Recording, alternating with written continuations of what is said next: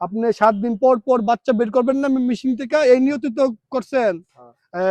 এই নিয়তে এত পরিমাণ গ্যাঞ্জাম লাগবো আপনার কাছে। 7 দিনের বাচ্চা, 14 দিনের বাচ্চা, 21 দিনের বাচ্চা, 27 দিনের বাচ্চা, 35 দিনের বাচ্চা, 40 দিনের বাচ্চা, এই গ্যাঞ্জামে আপনার মারা লাগবে। এই যে গ্যাঞ্জাম লাগাইছেন বাচ্চা ফুটায়া, 40 দিন আগে তো আর পারতেন না বেচতে।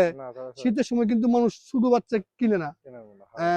মিনিমাম 1.5 মাস পাওয়া লাগবে। এই 1.5 মাস যাইতে যাইতে এমন ঘুরা আইতে আইতে দেখবেন 1.5 মাসের মুরগি বেচার দাম পাইবেন না। আর এই দিক দিয়ে যে এতগুলা আছে, যদি একটার বিষে যদি কোনো রোগ ধরে লাই, একটা ঠুস ঠুস ঠুস ঠুস করে আপনার সবগুলোর ভিতরে আয়া একদম মাইরা সাবা মানে আপনার উপর টাটা জায়গা নিবা।